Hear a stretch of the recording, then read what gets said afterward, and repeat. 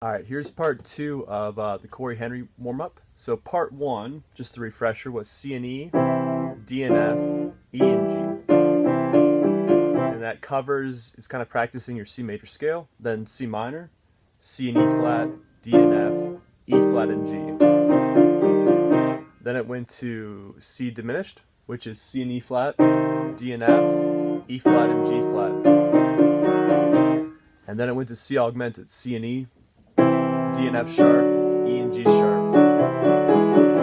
And then you take this pattern through all 12 keys. That's what part one is all about. So there will be a part three that goes into much more depth on both part one and two. Okay, so for part two, I want to cover the top of the scale, right? If you think about the C major scale, and the way we just practiced it, we didn't play the A, B, and C on top of the scale. So here's the exercise to work on all that. You'll start on the fourth note of the scale. That's kind of going to be pivotal for you to find.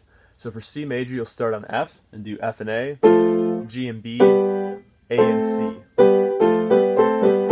For C minor, you'll do F and A flat, G and B flat, A flat and C. For C diminished, you'll do F and A flat as the connector to F sharp and A, G flat and B, A and C, G flat and B. Because it's an 8-tone scale and major minor are 7, you got to play that connector. And then for the augmented, you'll start on F sharp, do F sharp, A sharp, G sharp, C, A sharp, and D.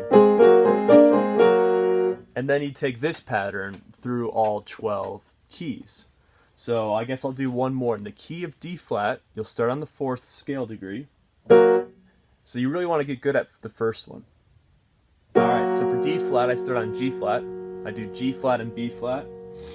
Then I do A flat and C, B flat and D flat.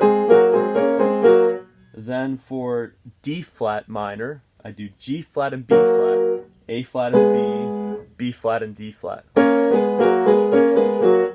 For D flat diminished, I do G flat and A, that's my connector, then I go up to G and B flat, then I do A and C, B flat and D flat. And for D flat augmented, again D flat augmented, I do G and B, A and C sharp, B and D sharp. And that gives me the top of the scales. So now, if you combine part one and part two, you have a really good way of working on these core scales that improvisers need. And then part three, I'll try to go into a little more depth on both of these. Okay, hope that helps.